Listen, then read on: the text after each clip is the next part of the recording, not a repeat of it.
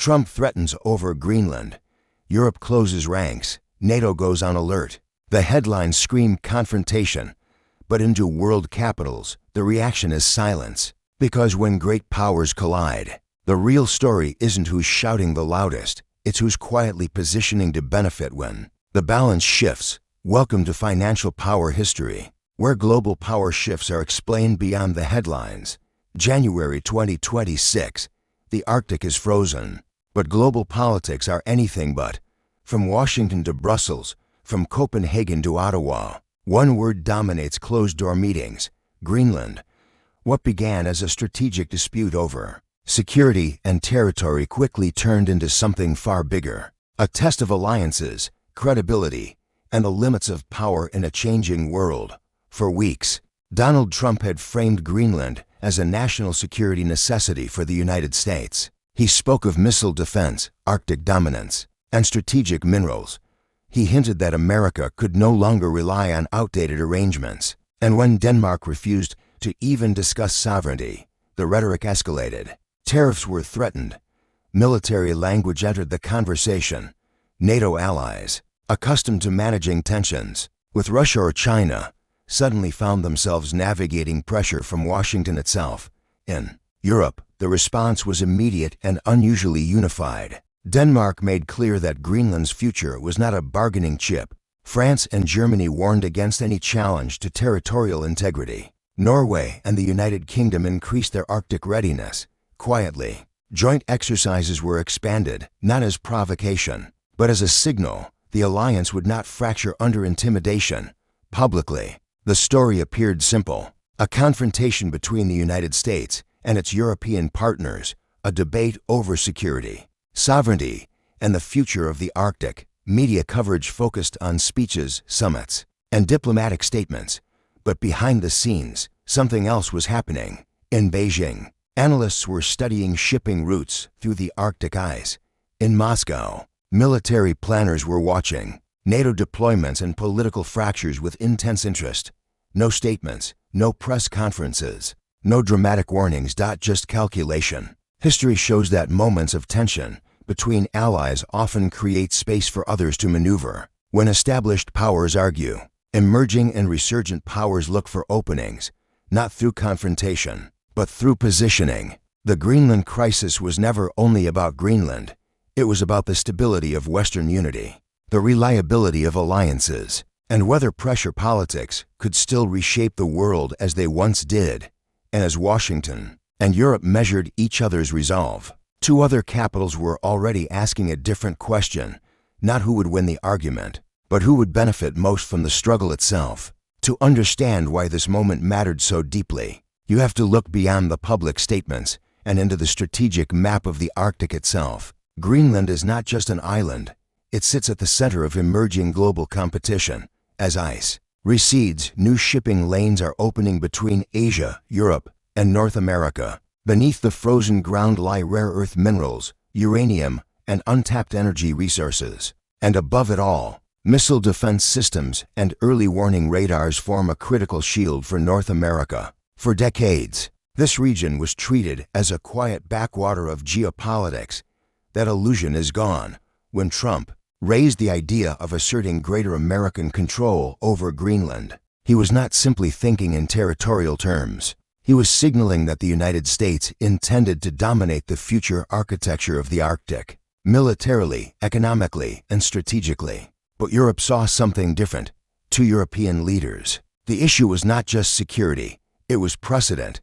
If pressure could be applied to Denmark, a NATO ally, over sovereign territory, then no small or medium-sized nation could feel truly safe. The concern was not about Greenland alone. It was about the rules that held the alliance together. This is why the reaction was so firm. Quiet meetings took place in Brussels. Defense ministers coordinated messages. Military planners reviewed contingency scenarios. Publicly, everyone spoke of unity. Privately, they prepared for the possibility that the transatlantic relationship itself was entering a dangerous new phase. And yet, while Western capitals focused on preventing a fracture, other players were watching a different signal. They saw an alliance under stress. They saw disagreement between partners who once moved in lockstep. They saw a superpower using pressure rather than consensus. For Beijing and Moscow, this was not a crisis to fear, it was a development to study. In global politics, power is not only measured by armies or economies, it is measured by cohesion.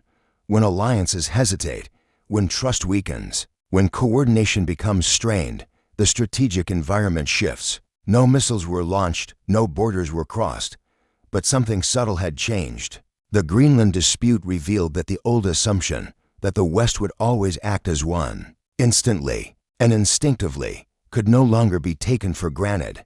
And in geopolitics, moments like that do not go unnoticed. In Beijing, the Greenland crisis was never viewed through the lens of emotion or alliance politics. It was examined as a strategic case study. China's interest in the Arctic has been growing quietly for more than a decade. It calls itself a near-Arctic state, not because of geography, but because of economics and long-term planning. The melting of polar ice is opening sea routes that could cut weeks off shipping times between Asia and Europe. The Arctic is also rich in rare earths and critical minerals, resources that sit at the heart of China's technological ambitions. From Beijing's perspective, stability in the Arctic is valuable, but even more valuable is influence. When tensions rose between Washington and Europe, Chinese analysts saw an opportunity, not in territorial terms, but in diplomatic positioning. If trust inside NATO weakened, if Europe began to question American leadership, space would open for alternative partnerships, trade routes, and investment channels. China did not need to issue statements or take sides. Silence itself was strategic. While Western leaders debated sovereignty and security, Chinese institutions continued funding polar research, expanding Arctic shipping trials, and strengthening economic ties with Nordic countries. Every disagreement within the Western alliance made those relationships more attractive. Every sign of uncertainty made diversification look sensible. In geopolitics, the most effective moves are often the least visible. The Greenland episode suggested that American pressure could provoke resistance rather than compliance. For Beijing, that reinforced a long-held lesson. Influence is often more durable when built through patience, infrastructure, and economic integration rather than confrontation. A divided West is not a defeated West, but it is a distracted one, and distraction creates openings. China's strategy in the Arctic is not about flags or bases. It is about positioning itself as an indispensable economic partner in a region that will grow in importance as climate change reshapes global trade. It is about being present when decisions are made, when routes are opened, when resources are developed. The crisis over Greenland did not give China control. It gave China something more subtle: time, leverage, and the reassurance that the balance of influence in the far north is no longer fixed. While others argued over authority, Beijing quietly expanded its footprint. And in long-term strategy, quiet progress often matters more than loud victory. In Moscow, the reaction to the Greenland crisis was even more measured and perhaps more revealing. For Russia, the Arctic is not a future interest, it is a present battlefield of influence. Nearly half of the Arctic coastline belongs to Russia. Its northern fleet is based there. Its missile systems, radar networks, and airfields already stretch across the polar region. For years, Moscow has invested heavily in turning the Arctic into a fortified strategic corridor. So when tensions rose between Washington and Europe, Russian strategists did not see chaos. They saw confirmation. Confirmation that NATO unity could be tested. Confirmation that political pressure could strain alliances. Confirmation that the Western system, once rigid and predictable, was becoming more fluid. Russia did not need to intervene. It did not need to escalate. The situation itself was doing the work. Every disagreement between allies weakens deterrence. Every moment of hesitation complicates coordination.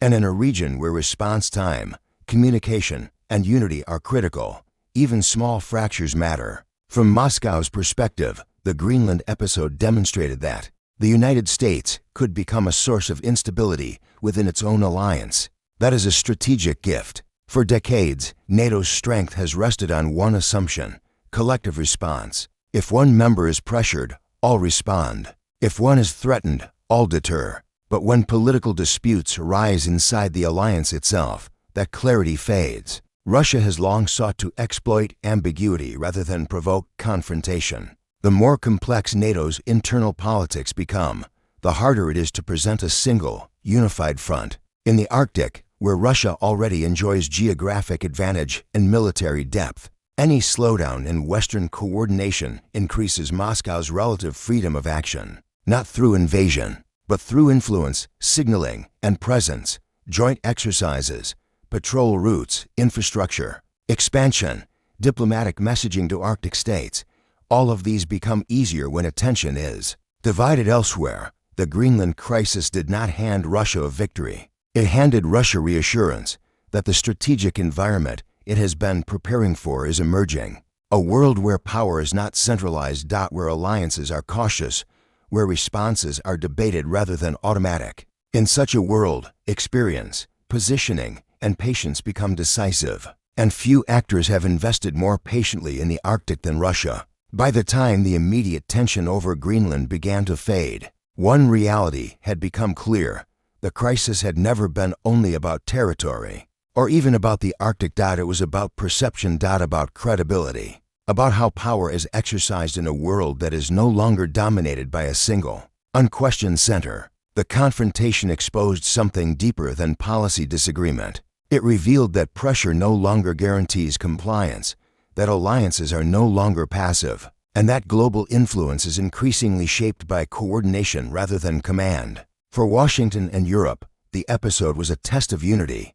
For smaller nations, it was a reminder that sovereignty can still be defended when partners stand together. But for others watching from a distance, it was something else entirely. It was proof that the old hierarchy is softening. China saw an opening to expand its economic and diplomatic footprint in a region that will define future trade and resource competition. Russia saw confirmation that strategic patience and regional dominance could pay dividends. Without direct confrontation, neither needed to make dramatic moves, neither needed to issue bold threats. The shift was happening on its own. In global politics, the most significant changes rarely arrive with declarations. They arrive through moments when expectations fail, when familiar patterns break, when established powers discover that their influence has limits. The Greenland crisis was one of those moments. It showed that unity can block coercion, that silence can be strategic, that watching carefully can be as powerful as acting loudly.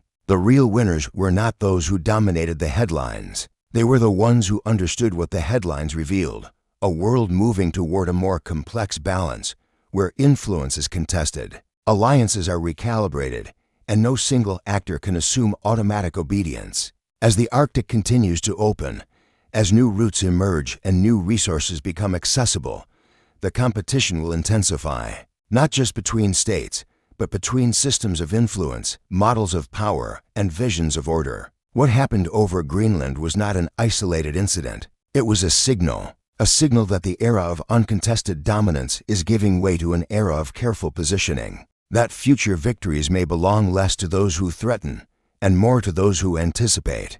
And in the quiet moments after the crisis, as attention moved elsewhere, some capitals were already planning their next moves, not in response to what was said, but in response to what had been revealed. History rarely announces itself in advance. It reveals itself in moments when power shifts quietly, and the world only realizes later what truly changed. If you want to understand those moments before they become headlines, stay with this channel.